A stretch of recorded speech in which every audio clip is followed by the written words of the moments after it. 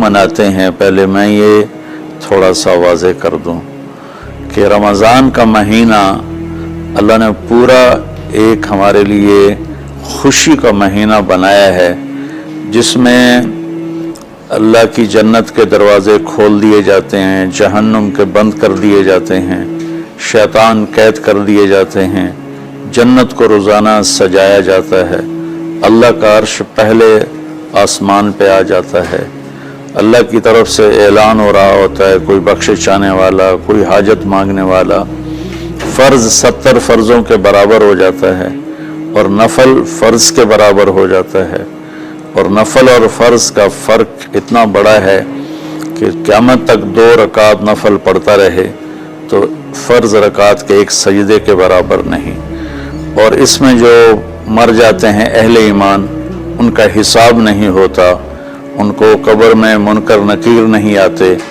اللہ تعالیٰ ان کو معاف فرما دیتا ہے۔ اس طرح 29 دن رات یہ سلسلہ چلتا ہے، اور آخری رات پھر اللہ تعالیٰ اعلان فرماتے ہیں کہ میرے بندوں نے رات کو قیام کیا، یعنی تراویح کی نماز پڑھی، دن میں روزہ رکھا، تو میں نے اس پر ان سب کی بخشش فرما دی۔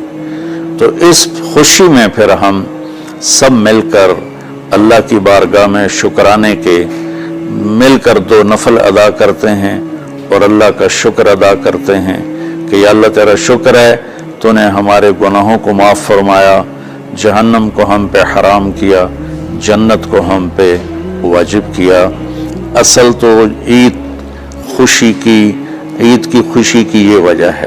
آپ عید کے لیے غسل فرماتے تھے اور اپنے کپڑوں میں سے اچھے کپڑے منتخب فرماتے تھے، اور فجر کی نماز کے بعد آپ اشراق نہیں پڑھتے تھے اس دن، باقی آپ کی ساری زندگی کا معمول تھا کہ فجر کے بعد آپ اشراق پڑھتے تھے، لیکن اس دن آپ اشراق نہیں پڑھتے تھے، غسل فرما کے پھر کچھ کھا کے، کوئی میٹھی چیز، کھجور ہی عام طور پر ہوتی تھی، کھجور کھا کے پھر آپ عیدگاہ کی طرف تشریف لے جاتے تھے اور پہلے نماز پڑھاتے تھے، پھر خطبہ ہوتا تھا، اور اس کے بعد جس راستے سے آپ جاتے تھے اس راستے کو چھوڑ کر پھر اور راستے سے گھر واپس آتے تھے، پھر وفود سے ملاقات کرتے تھے، سرداروں سے، صحابہ سے ملاقات کرتے تھے، اس میں کچھ کھانوں کا اہتمام بھی ہوتا تھا۔ اس طرح ایک عام روٹین کی عید ہوتی تھی آپ کی، ملاقاتیں کرنا، کھانوں میں جانا اور اچھے کپڑے پہننا، سب کو خوشی سے ملنا، یہ عید الفطر پر آپ کا یہ معمول تھا۔ باقی جو اداسیاں ہیں، ڈپریشنیں ہیں، اس کی وجہ آپس کی محبتوں کا کم ہو جانا ہے، اور دنیا کی ایسی دوڑ جس نے اپنے آپ کو بھی بھلا دیا ہے، اور آپس کی نفرتیں ہیں اور آپس کے بغض، حسد ہیں، ان منفی جذبوں نے ہماری خوشیوں کو دھندلا دیا ہے، ورنہ رمضان کا ہر لمحہ خوشی کے لیے ہے اور عید اس کی بھیک ہے، اور پوری زندگی اللہ راضی ہو رہا ہو تو خوشی ہی خوشی ہے۔ ہمیں اپنے ملک سے، اپنی نسل سے آپس کی نفرتیں، حسد، بغض یہ مٹانے ہوں گے، تب جا کر ہمیں حقیقی خوشیاں حاصل ہوں گی۔ میں اس عید کے خوشی کے موقع پر اپنی قوم سے ہاتھ جوڑ کے اپیل کروں گا کہ جھوٹ بولنا چھوڑ دیں، دھوکہ دینا چھوڑ دیں اور ظلم کرنا چھوڑ دیں۔ مذہبی نفرت نے ہمیں تباہ کر دیا، سیاسی نفرت نے ہمیں تباہ کر دیا، صوبائی قومی نفرت نے ہمیں تباہ کر دیا، آپس کی رنجشوں کی نفرت نے ہمیں تباہ کر دیا۔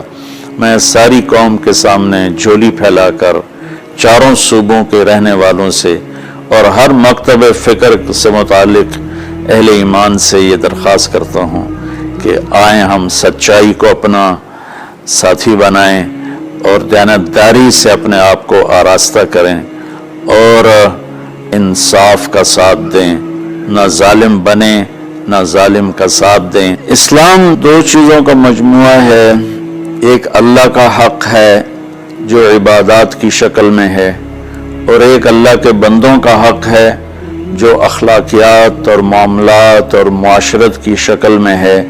یہ دونوں کمپلسری پیپر ہیں، دونوں لازمی پیپر ہیں، ان دونوں میں پاس ہونا ضروری ہے۔ میری نماز اچھی ہے لیکن میری دکان پہ جھوٹ ہے، تو نماز اس جھوٹ کی کمی کو پورا نہیں کر سکے گی۔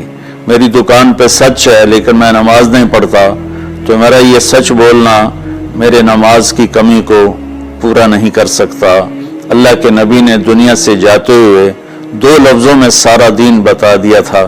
جب آپ کے جانے کا وقت قریب تھا تو آپ 2 لفظ دہرا رہے تھے، الصلاۃ وما ملکت ایمانکم، میری امت میرے بعد ایک نماز نہ چھوڑنا، اور ایک امت کے غریب مسکین لوگوں سے، نوکر غلاموں سے اچھا سلوک کرنا۔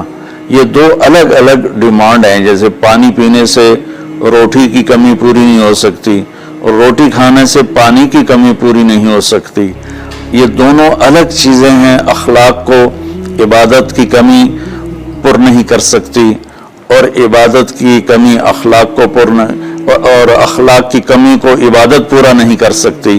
ان دونوں چیزوں میں پاس ہونا ضروری ہے، تب جا کر ایک معتدل معاشرہ وجود میں آتا ہے۔ ایک حدیث سنا کے بات ختم کرتے ہیں۔ میرے نبی وضو فرما رہے تھے تو صحابہ آپ کے وضو کا پانی گرنے نہیں دے رہے تھے، نیچے سے لے کر کوئی پی رہا تھا، کوئی منہ پہ مل رہا تھا، تو آپ نے فرمایا ما یحملکم علی ھذا، یہ کیا کر رہے ہو؟ وہ کہنے کہ یا رسول اللہ، اللہ اس کے رسول کی محبت میں کر رہے ہیں۔ تو آپ نے فرمایا میں تمہیں بتاتا ہوں اللہ اس کے رسول سے محبت کرنے والا کون ہوتا ہے۔ فَلْيُسْتَقِ الْحَدِيثَ إِذَا حَدَّثَ، اللہ رسول سے محبت کرنے والا وہ ہوتا ہے جو ہمیشہ سچ بولتا ہے۔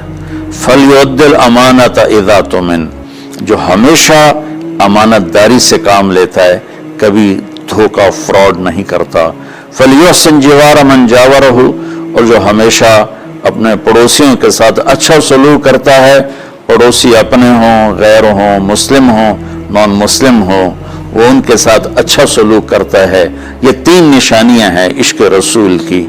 یہ 3 باتیں میری قوم اپنا لے تو یہ اندھیرے اجالوں میں انشاءاللہ تبدیل ہو جائیں گی۔ دنیا کے لیے قانون ہے اللہ تعالیٰ کا کہ جس قوم میں انصاف، دیانتداری اور سچائی ہوگی انہیں اللہ عروج دے گا، وہ مسلم ہو یا نان مسلم ہو۔ اور جن ملکوں میں، قوموں میں بددیانتی ہوگی، ظلم ہوگا، جھوٹ ہوگا، وہ زوال کا شکار ہوں گی۔ ساری ویسٹرن دنیا تو لیڈ نہیں کر رہی، ہمارے جیسے ملک بھی ہیں جہاں یہ ساری چیزیں ہیں، تو وہ ہماری طرح ہی ذلیل ہیں اور ہماری طرح ہی وہ خوار ہیں۔ چند ایک ملک ہیں جنہوں نے ان چیزوں کی رعایت کی ہے، تو وہ اس وقت لیڈنگ رول میں ہیں، لیڈنگ ماڈل میں ہیں۔ تو دنیا کے لحاظ سے تو یہ قانون ہے کہ سچائی، دیانتداری اور انصاف قوموں کو اونچا لے جائے گا۔ آخرت میں اللہ تعالیٰ نے اعلان کیا ان اللہ لا یغفر ان یشرک بہ ویغفر ما دون ذلک لمن یشاء۔ آخرت میں کامیابی کا آخری فیصلہ ایمان پہ ہوگا کہ اللہ تعالیٰ کا فرمان ہے میں شرک معاف نہیں کروں گا، اس کے علاوہ میں جسے چاہوں معاف کر دوں۔ تو ہماری 52 کے قریب اسلامی ریاستیں ہیں، وہ سب بری طرح اس زوال کا شکار ہیں، جس کی بنیادی وجہ یہ 3 ہے جس کو میں بار بار آپ کے سامنے دہرا رہا ہوں۔ السلام علیکم۔